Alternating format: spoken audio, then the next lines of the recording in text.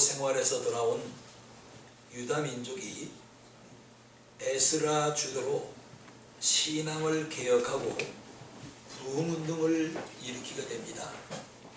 그 말씀이 오늘 7절부터 7장부터 10장까지 다 그 말씀이 이렇게 기록되어 있습니다. 그 가운데 본문은 백성들의 허물과 죄, 그리고 죄를 회개하며 하나님 앞에 드린 에스라의 간절한 백성을 위한 기도가 기록되어 있습니다. 그러면 유다 민족이 하나님 앞에 저지른 죄가 뭔지를 먼저 보기로 하겠습니다. 본문 1절에 보시면 이렇게 기록했습니다. 이스라엘 백성과 제사장들과 레위 사람들이 이 땅 백성과 떠나지 아니하고 가나안 사람과 헷 사람과 브릿 사람과 여부 사람과 암몬 사람과 모압 사람과 애굽 사람과 아모리 사람의 가증한 일을 행하며 그랬습니다. 지도자나 백성이나 가릴 것 없이 그 땅에 살고 있는 원주민과 섞여 살면서 죄를 짓고 그들이 행하는 악을 따랐던 것입니다. 그래서 민수기 16장 26절에 하나님께서 이렇게 말씀을 하셨습니다. 악인의 장막에서 떠나고 그들의 물건을 아무것도 만지지 말라. 그들의 모든 죄 중에서 너희도 멸망할까 두려워하노라 하고 말씀을 하신 것입니다.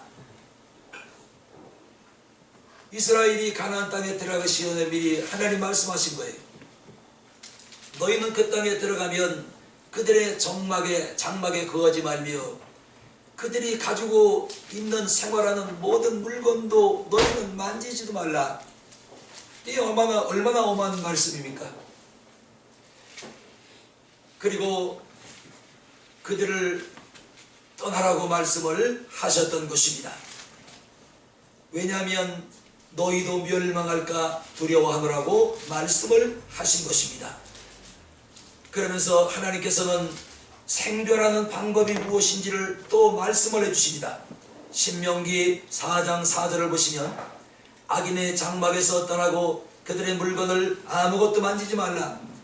그들의 모든 죄 중에서 너희도 멸망할까 두려워하노라. 또한 신명기 4장 4절 하나님 여호와께 붙어 떠나지 않는 너희는 오늘날까지 다 생존하였느니라 그랬습니다. 죽는 것이 무엇이고 생존하는 방법이 무엇인지를 이렇게 말씀을 해주셨습니다. 생존하는 방법은 하나님을 떠나지 말라는 거예요. 하나님에게 붙어 있으라는 것입니다. 이게 바로 생존하는 방법이에요. 그래서 우리 예수님께서도 요한복음 15장 5절 6절에 말씀하시길 나는 포도나무요 너희는 가지니 저가 내 안에 내가 저 안에 있으면 이 사람은 가시를 많이 맺나니 나를 떠나서는 너희가 아무것도 할 수 없음이라. 사람이 내 안에 거하지 아니하면 가지처럼 밖에 버리워져 말라지나니 사람이 이것을 모아다가 불에 던져 넣으리라. 하나님에게 버림받지 않는 비결은 딱 하나래요.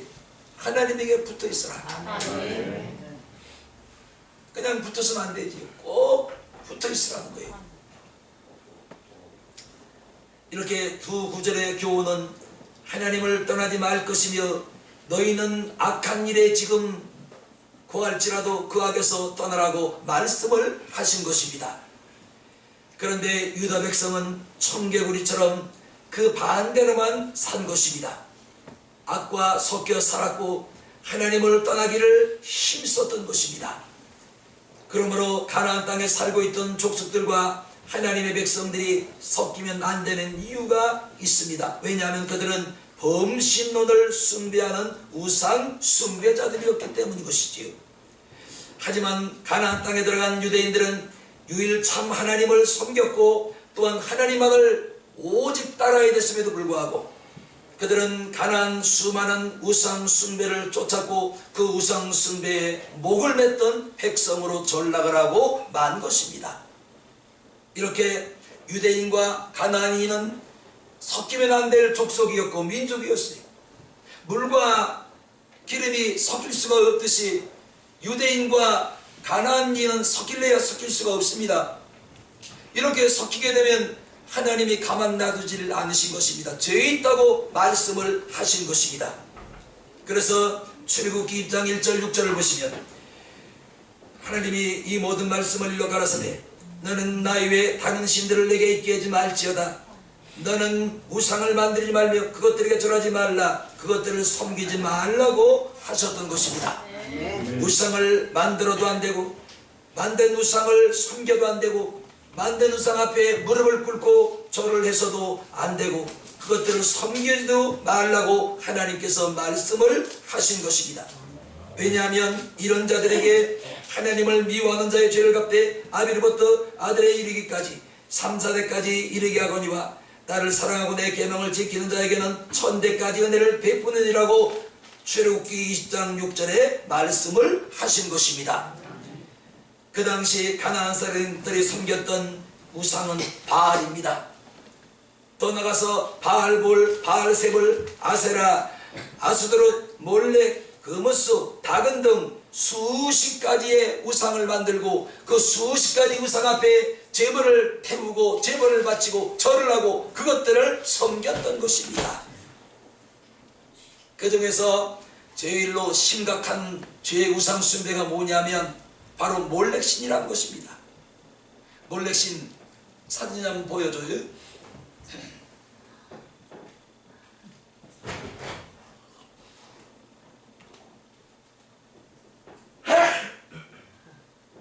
이게 몰렉신입니다.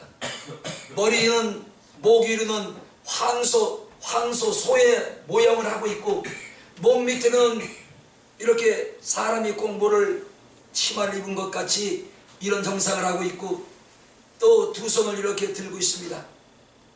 그런데 이게 왜 심각한 우상이냐면 아합 왕 때 이스라엘 백성들이 자신들의 자식들을 잡아다가 저 불로 태워서 저 몰렉이라는 저 우상 앞에 제물로 바치는 것입니다. 이게 얼마나 심각한 이게 영적인 병인지 몰라요. 그래서 저 우상 앞에 가다가 제물로 태워서 바치는데 지금 여기 나와 있는 저 우상은 그 밑에 보니까 뭐가 타고 있어요. 아궁이가 만들어져 있고 불이 타고 있단 말이죠. 그래서 어느 사람은 이렇게 해석을 하기도 합니다. 저 우상 밑에 아궁이가 있는데 거기 불을 지피고 거기에 자신의 자식들을 갖다가 태워서 저 우상에게 제물로 바쳤다. 미쳐도 보통 미친 게 아니에요. 여러분, 저게 무슨 신입니까? 저걸 어떻게 신이라고 믿나요? 그런데 사람은 태워서 바치진 않지만 오늘날 사람의 모양을 하고 입술은 빨갛게 칠하고 여 콧구멍 밑에는 돼지꼬랑처럼 calcium을 가늘게 가리는 거, 눈가를 만들어 놓고 귀를 만들어 놓고 코를 만들어 놓고 그 다음에 앉은 자세로 쓴 자세로 손과 발을 만들어 놓고 그게 신이라는 거잖아요. 그게 신입니다. 신. 그게 뭐예요? 부처. 다를 게 뭐가 있어요? 그러니까 하나님을 떠나면 사람이 이렇게 영적으로 타락하게 되고 아멘. 영적으로 타락하게 된 그 영혼들은 바로 저렇게 무지막지한 인생들로 변하고 마는 것입니다. 그래서 하나님께서는 이런 우상을 만들지 말며 이 우상들에게 너희는 절하지도 말고 섬기지도 말고 그 앞에 제물도 드리지 말라고 말씀을 하셨던 것입니다. 아멘. 여러분 저게 신 같아요? 저게 몰렉신이에요. 그것도 배 아파서 사랑하는 남도 아니고 내 자식을 불로 태워서 저 우상에게 갖다가 바치는 겁니다. 한국 갤럽 조사가 연구한 것을 보니까 조사한 결과를 보니까 한국인의 48%가 사주와 간상을 믿는다고 했습니다. 여러분도 예수 안 믿었으면 사주 찾고 팔자 찾을 거예요. 관상 보러 간다고 할 거예요. 하지만 더욱 심각한 것은 우리 교회를 들락거리는 사람들 가운데 상당수가 미아리, 삼각산, 점쟁이, 무당을 찾아다니고 또한 찾아가는 사람이야 자기신이 교인임을 숨기고 찾아가지만 귀신이 뭔지 알고 점쟁이가 알고 자기가 아는 것입니다. 이렇게 더러운 귀신은 귀신같이 우리가 무당한테 갔으면 귀신같지 않아요. 그 예수 믿는 사람이 무당 앞에 갔는데 그 무당이 알아맞지 못하면 그 무당은 가짜예요. 그래서 조금 영빨이 있는 이 무당들은 예수 믿는 사람이 그 앞에 가서 앉고 나려면 당신 예수 믿는데 여기 왜 왔어 그런다고요. 그 말 못하는 그 무당은 가짜예요. 그건 사기꾼이에요. 모교의 여집사가 용하다는 점쟁이를 찾아간 것입니다. 찾아간 이유는 남편 사업은 부도가 났는데 이 남편이 거기에 바람까지 피우는 것이었습니다. 더 가서 대학 입시를 앞둔 고3 딸은 공부에는 관심이 없고 온통 연애질에 몰두를 하게 됩니다. 이 여집사는 속이 타다 못해 새까맣게 탔는데 본인은 그 스트레스를 받아서 몸까지 아프고 소화불량에 걸리고 불명지까지 겹쳐서 우울증까지 오게 된 것입니다. 그런 어느 날 친구 소개로 아주 용하다는 보문동에 있는 점쟁이를 찾아가게 됩니다. 그런데 점쟁이를 찾아가고 이 복채를 점쟁이가 선불이 무당한테 가면 여러분은 예배 드릴 때 하나님 앞에 예물 드리는 거 후에 드리잖아요. 이거는 뭐 점쟁이한테 가놓고 복채는 선불이 먼저 돈을 줘야 돼요. 먹튀할까봐 전복 홀딱 튀어나갈까봐 미리 돈 받는 거예요. 그런데 이 보문동에 있는 점쟁이가 이 여자를 보더니 대뜸하는 말이 너는 팔자가 더럽게 꼬였구나. 그 점쟁이가 팔자가 꼬인 걸 아는 겁니다. 그러면서 너는 예수 믿는 것이 교회나가고 무엇하러 여기 찾아와서 나를 헷갈리게 하냐며 혼통을 치는 것이었습니다. 이건 진짜 이건 무당이에요.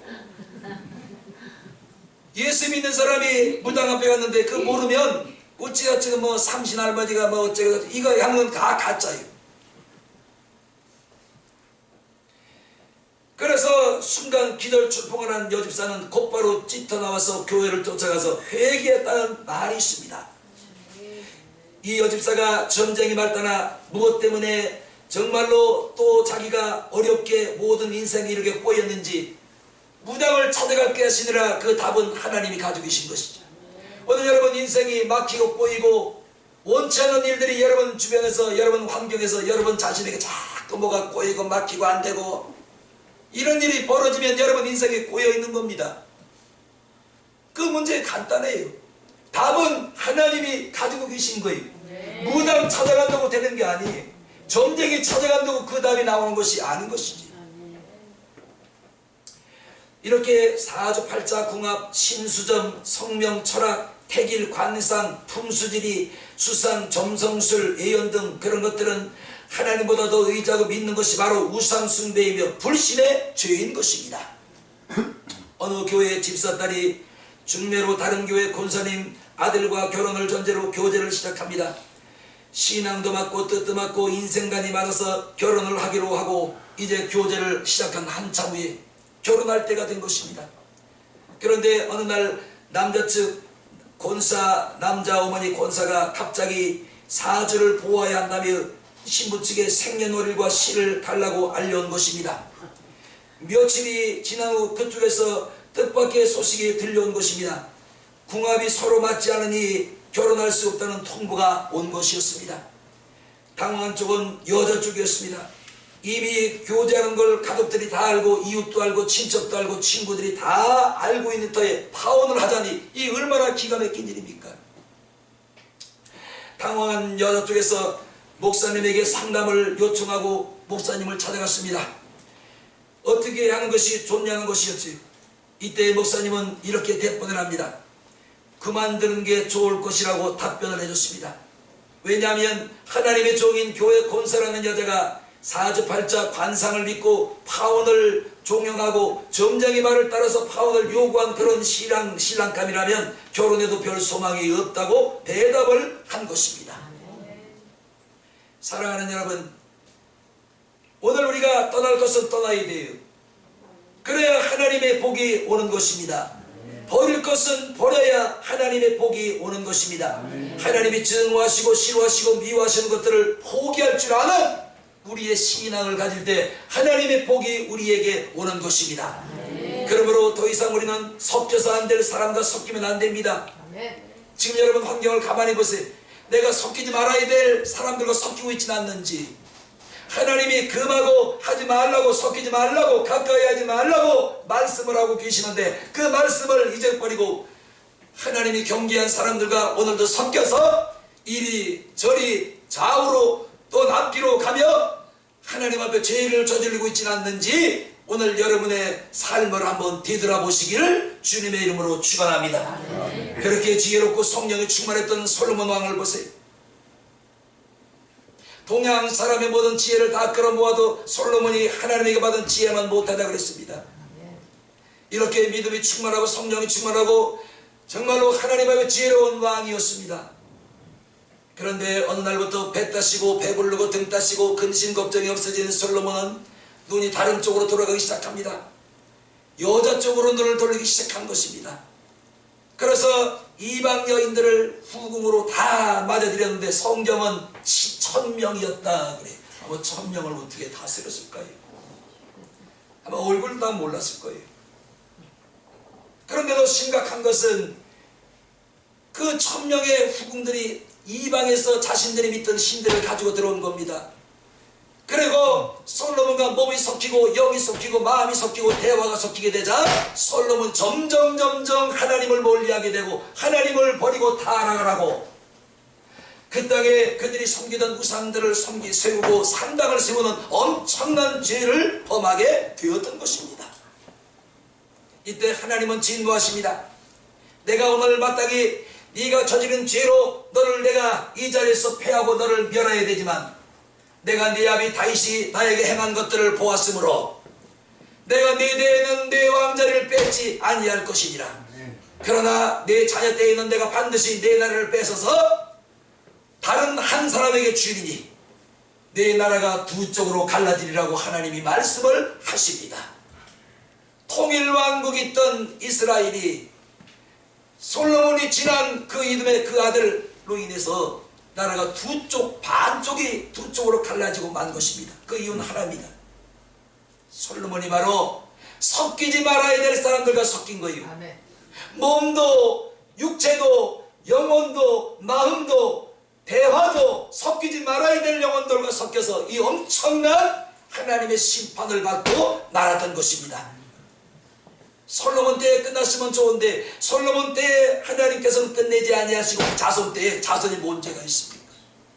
아비의 잘못된 판단과 아비의 잘못된 믿음으로 그 아들이 엄청난 시련과 나라가 반쪽으로 쪼개지는 결과를 가져오고 말았던 것입니다. 오늘 보세요. 여러분 주변에 있는 사람들이 과연 여러분 가까이 있는 사람들이 여러분 섞일만한 사람들인지, 마음을 통할 사람들인지, 생각을 통하고 대화를 통할 사람들인지, 아니면 섞이지 말아야 될 사람들과 내가 지금 어울리고 있지도 않는지 여러분 주변을 가만히 살펴보시기 바랍니다.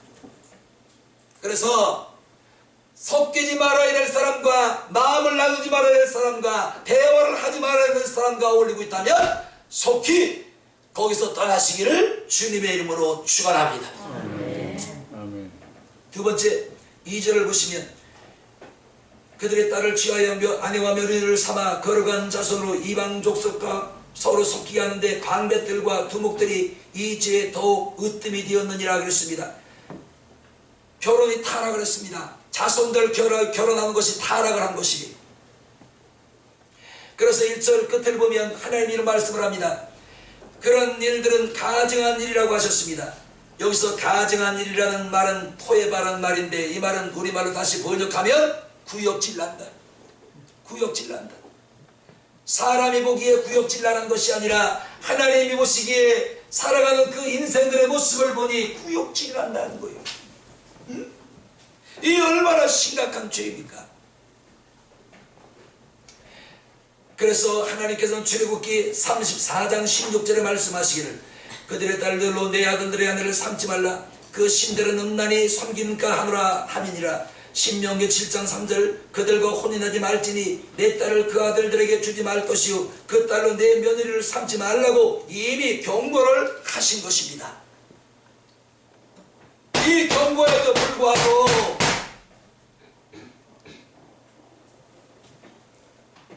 결혼하지 말라는 사람과 이 아들 딸들이 서로 결혼을 시킨 거예요.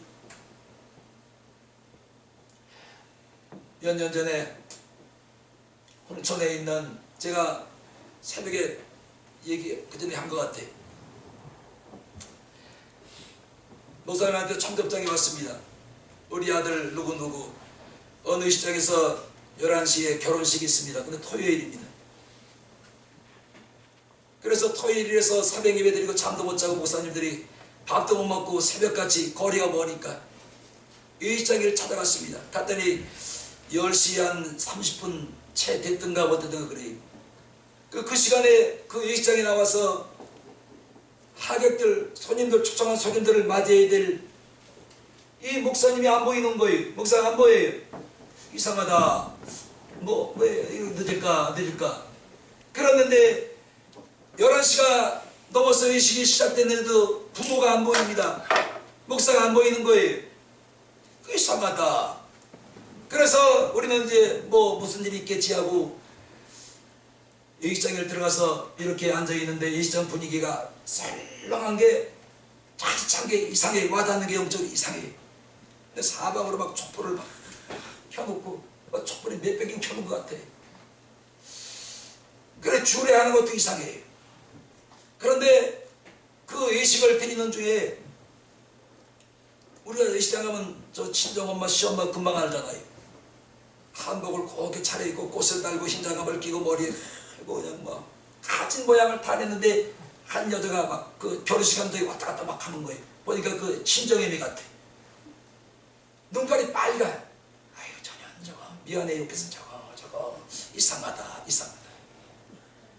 그러고는 이제 예식이 끝나고 나와서 식당에 가서 밥을 먹는데 여기도 수군 저기도 수군 들리는 얘기는 뭐냐면 이 목사들이 얼마나 좋았으면 지혜리 목사가 그렇게 반대를 하는데도 불구하고 무당 딸하고 사귀고 결혼을 한 것입니다.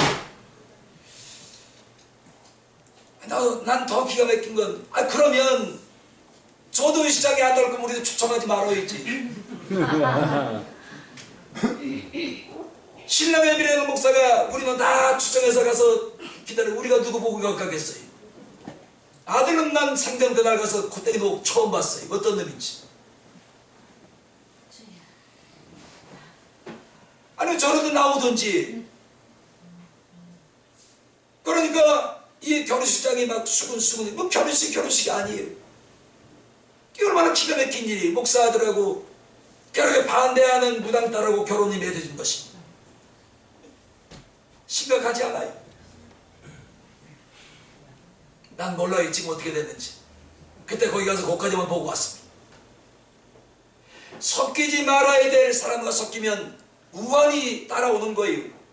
섞이지 말아야 될 사람과 섞이면 좋은 일보다 나쁜 일이 더 많이 일어납니다. 여러분 우리가 이 세상을 살아가는 날 동안에 섞이지 말아야 될 사람들이 우리 주변에 수없이 깔려 있습니다. 잘 분별하세요. 어느 사람이 섞이지 말아야 될 사람인지 어느 사람이 섞여야 될 사람인지 분별을 잘 하시기를 바랍니다. 아멘. 창세기 6장 노아 시대 홍수 심판이 바로 이것 때문이었습니다. 6장 창세기 2절 보시면 하나님의 아들들이 사람의 딸들의 아름다움을 보고 자기들이 좋아하는 모든 자로 아내를 삼은지라 그랬습니다. 불신, 결혼, 외모, 조건, 돈, 학력, 그 다음에 집안 배경과 외적 이명을 보고 결혼했던 그 죄 때문에 결국은 하나님이 온 세상을 홍수로 심판을 하셨던 것입니다. 그래서 잠언 19장 14절에 주님은 경고하고 있잖아요. 집과 재물은 조상에게서 상속되거니와 슬기로운 아내는 여호와께로부터 말미암느니라. 슬기로운 아내, 며느리, 슬기로운 사위는 돈이 많아서 오는 것이 아니래요. 많이 배우고 지식이 있어서 오는 것이 아니고 집안 배경이 빵빵해서 오는 것이 아니라 지혜로운 아내와 지혜로운 사위와 지혜로운 며느리는 하나님으로부터 온다는 거예요. 그러니까 아직 결혼을 미처 시키지 못하고 결혼 정령기에 있는 자녀를 둔 분들은 기도를 많이 하셔야 됩니다. 나 이제 다 뭐 난 결혼 다 시켜서 난 이제 그렇지만 정말 혹시 알아요? 무당 사위는 되면 어떻게 할 거예요? 죽어도 못 살아. 난 얘 아니면 난 죽을 거야. 어떻게 할 거예요? 죽여 살려. 그 목사들 같이 무당 딸 데려가서 허락해달라면 어떻게 할 거예요? 안 된다고 그러겠지. 절대로 안 된다고 그러겠지. 내 눈에 흙 들어가면 절대로 안 된다고 그러고, 그래도 죽어도 살겠다는 어떻게 해? 고기같이.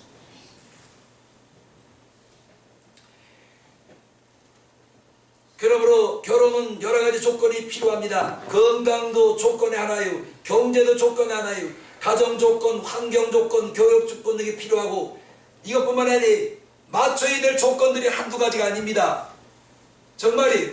그런데 예수 안에서 서로 정말로 예수로 맺어지고 예수로 하나 된 이 부분은요, 조건이 필요 없어. 그 조건이 예수요. 저 조건이 예수 잘 믿는 거예요. 믿음이요, 믿음.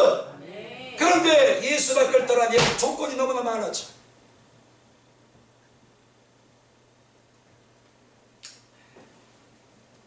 이렇게 조건들이 아무리 잘 맞고 훌륭하다 할지라도 하나님을 두려워하지 않고 세상을 사랑하는 사람들의 조건을 따라가다 보면 결혼은 반드시 하나님 보시기에 합당한 결혼이 아니요 반드시 후회할 결혼이 되고 마는 것입니다. 그런 면에서 저는 이금옥 사모 결혼을 잘했다고 봐요. 여러분 아니래도 마찬가지. 왜냐하면 함께 예수님 섬기고 있잖아요. 제가 우리 결혼사진 41년 전에 찍은 걸 휴대폰에 찍어가지고 와서 여기 올리려다가 흉볼까봐 못 올렸어요. 정말이.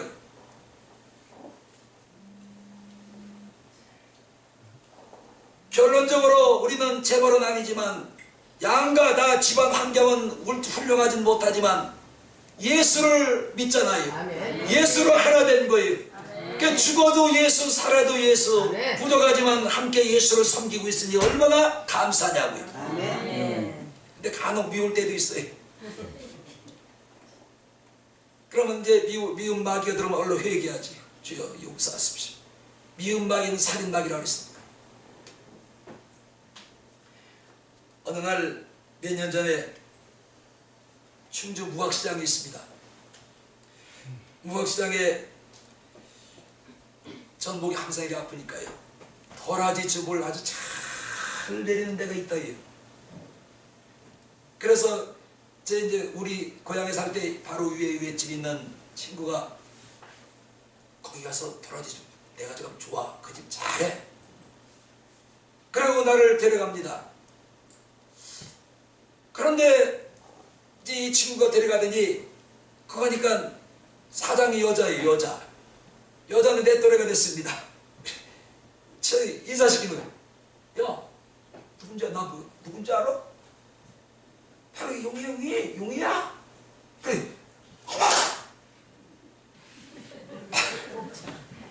어마! 대뜸 하는 말이 너 결혼했니? 아, 당연히 결혼했지. 그 왜 그러니까 나 학교 다닐 때 너하고 결혼하려고 마음을 굳게 먹고 있었대. 아 진짜요. 걔를 보니까 목에도 금목걸이가 주렁주렁이, 금도 손가락에 그냥 귀걸이도 누렁게 달려. 아 이거 돈 꽤나 있어 보이십니다. 야, 너 나한테 진작 연락을 했으면 너하고 결혼하는 건데, 응? 이제 다 틀렸니? 뭐 결혼 못해 틀렸다는 것이지. 그 말 들으니까 마음은 나쁘지 않습니다. 그렇게 나를 짝사랑한 적이니 지금 도라지 물을 내리고 뭐 이런 건어물도 파는 그 사장, 무학시장 사장, 가게 사장으로 있는 거예요. 근데 내가 물었어요. 너 남편은 없어? 왜 없어? 우리 남편 있어. 저기 있는 사람이 내 남편이야. 아니 남편이 있으면 저하고 나하고는 이미 끝난 건데 뭘 자꾸만 왜 지나간 얘기를 하고 있냐. 그래 그래 돈은 많아 보입니다. 이 주렁주렁 다른 거 보니까. 나는 이 공사는 그렇게 해주지 못해요. 여러분 이거 아셔야 됩니다. 그래서 거길 진행할 때마다 그 동창 생각이 나요. 한번 들려볼까? 근데 한 번도 못 들려봤어요. 가면 또 그 얘기할까 봐요. 여러분 결혼은 과거를 사는 것이 아니잖아요. 결혼은 미래를 살아가는 것입니다. 그러므로 결혼은 세상의 조건만 보고 행복을 살 수는 없는 것이지요.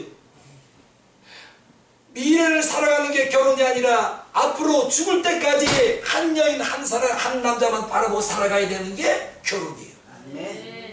그런데 더 중요한 것은 우리 믿는 사람은 세상 조건이 아니라 하나님 과연 내 신랑 내 와이프 될 사람을 좋아하고 사랑하느냐 그거지요. 그들이 얼마나 하나님을 섬기고 얼마나 하나님을 좋아하느냐 그거지요. 이렇게 결혼은 이 세상 조건만으로는 행복을 살 수가 없는 것입니다. 그래서 조건 보고 결혼을 하지만 많은 가정들이 깨지고 무너지고 흐트러지고 마는 것입니다. 그래서 본문 2절 끝을 보면 잘못된 결혼, 뒤섞인 혼합 결혼을 하나님은 죄라고 말씀을 하신 것입니다. 여러분 결혼하는 자녀들 죄짓게 하지 마세요. 천지의 하늘 남길 수가 있어요.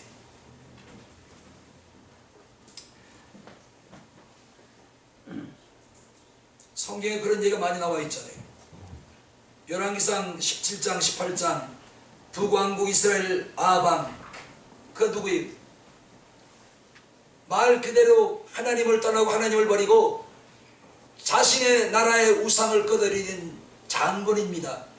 그런데 이 사람이 결혼을 하는데 자기 민족 중에 하나님 여호와를 섬기는 사람과 결혼하면 얼마나 좋아요. 이방 우상을 섬기는 이방 우상 제사장의 딸을 택해서 결혼을 하게 됩니다. 예, 아까 그 무당 딸 결혼한 거와 똑같은 거. 그렇게 해서 영이 섞이고 마음이 섞이고 몸이 섞이고 환경이 섞이고 말이 섞이고 생각이 섞이다 보니까 하나님을 완전히 그 땅에서 다 패리게 쳐버린 거예요. 그리고 상수리 나무 밑에 생기면 갖다가 그 무상을 세워놓습니다. 상당을 짓습니다. 하나님을 배척합니다. 그런데 하나님께서 그 왕가를 그 당대에 끊어버리고 아주 작사를 내버리고 쭉 내버리십니다.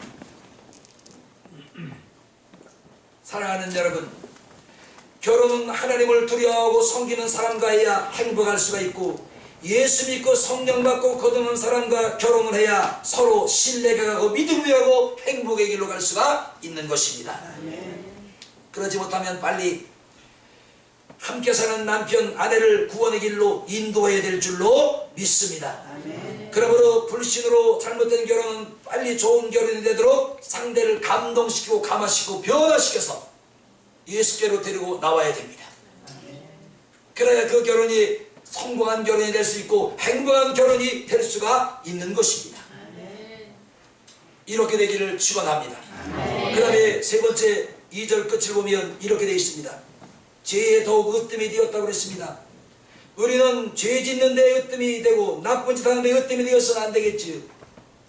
정말이 하나님 보시기에 하나님을 섬기고 하나님을 사랑하고 또한 하나님을 충성하고 하나님을 봉사하고 하나님 앞에 예배드리고 하나님 앞에 내 모든 것들을 정말로 바쳐드리는데 으뜸이 되어야지.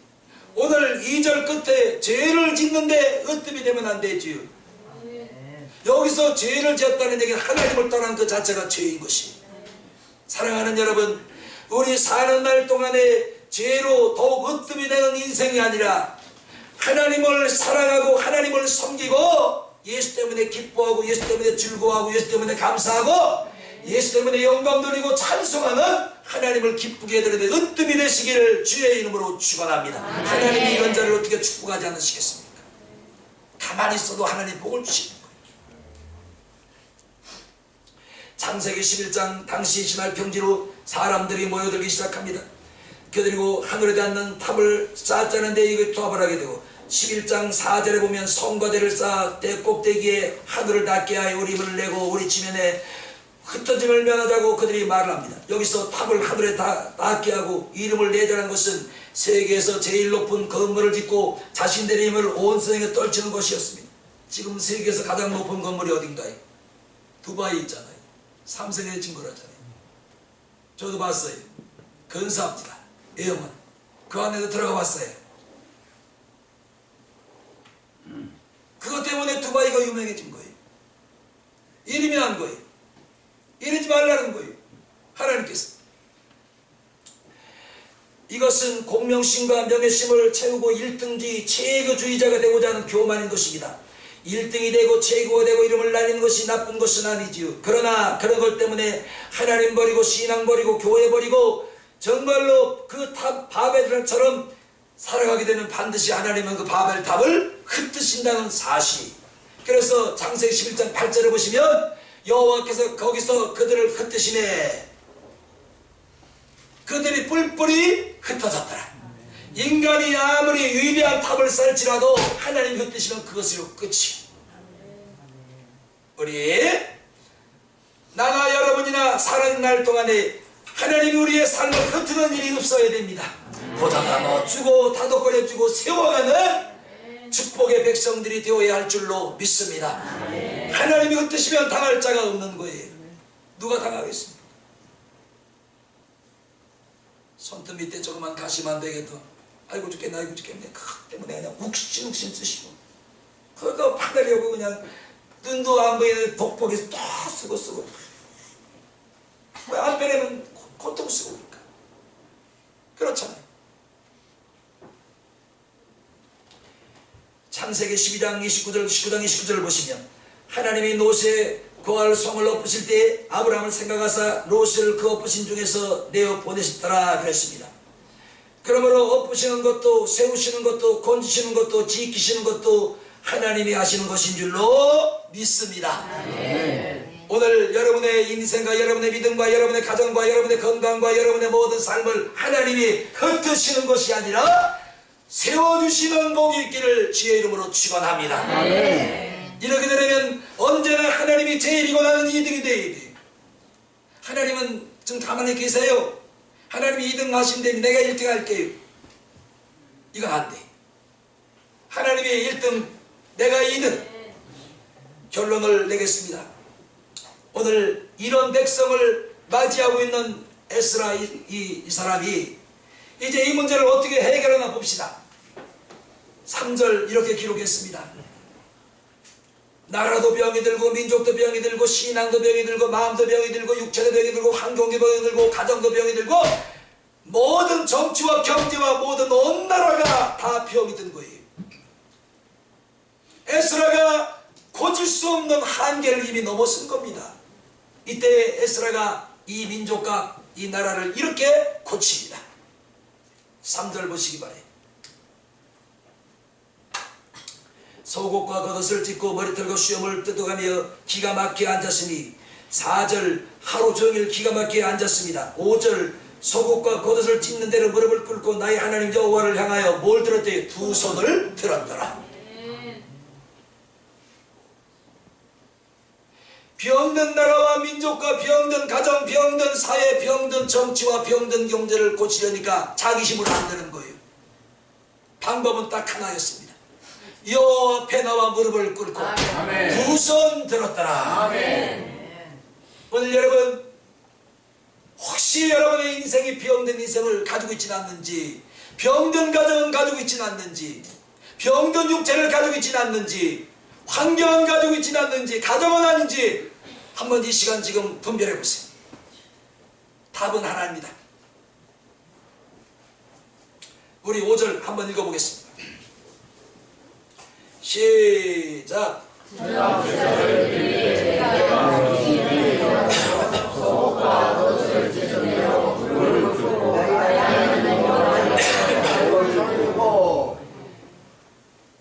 결과적으로 하나님을 향하여 두 손 들고 무릎을 꿇고 백성들의 죄 때문에 기도한 에스라의 기도를 통해서 우리가 배워야 될 교훈이 있습니다.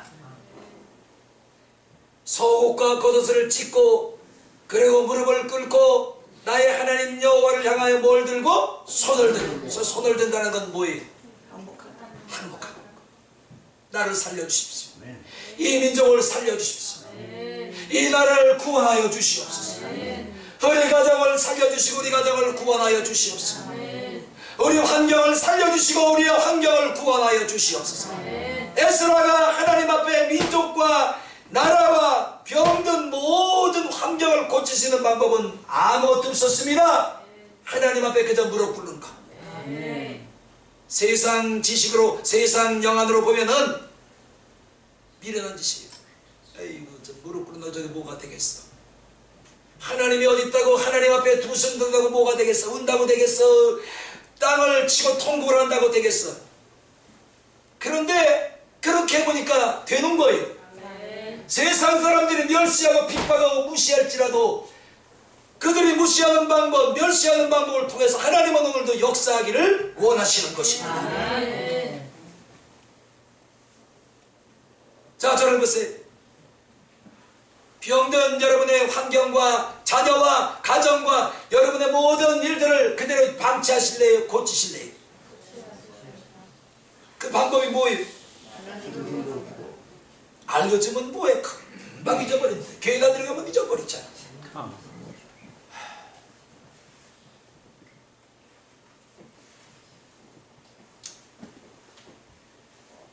우리 이제라도 늦지 않았으니 하나님 앞에 두 손 들어야 합니다. 두 손 들 때 행복이 찾아오고 두 손 들 때 하나님이 축복하시고 두 손 들 때 하나님 우리를 환영하시고 복 내려주시는 줄로 믿습니다. 그러면 우리 결론적으로 10장 1절을 같이 보겠습니다. 이렇게 했더니 엄청난 에스라를 통해서 큰 역사가 온 민족과 나라에 일어나게 됩니다. 10장 1절 우리 두 번만 읽어요. 뭘 자꾸 다른 데로 가요. 저 9장 다음에 10장이잖아요.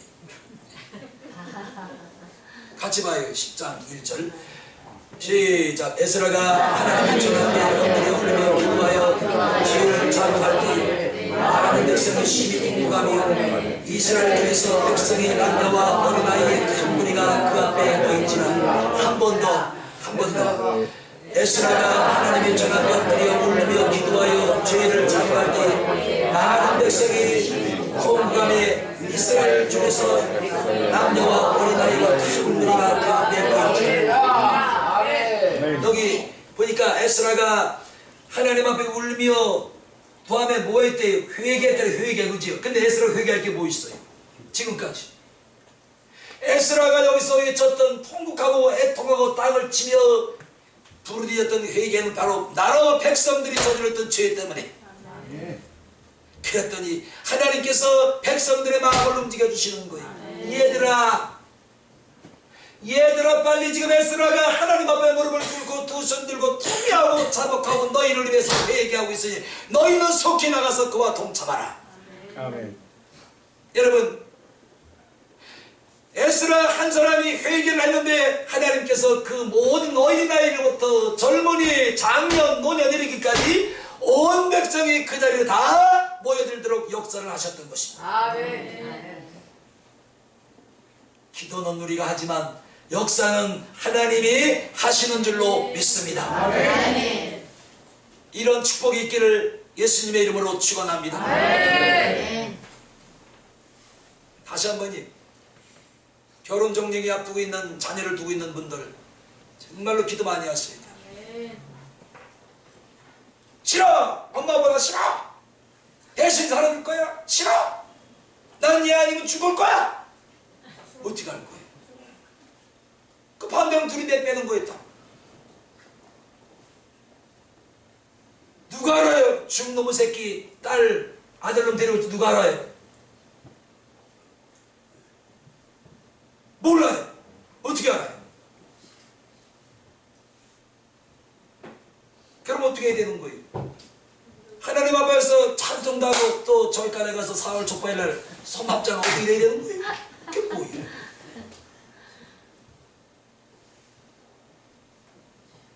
오늘 이 시간 우리 예수님을 향하여 무릎을 꿇고 두 손을 듭시다. 아멘. 소리내어 회개하고 통회하고 자복합시다. 이 길만이 우리가 살 길이요, 자녀가 살 길이요, 민족이 살 길이요, 교회가 살 길인 줄로 믿습니다. 아멘. 우리 기도합시다.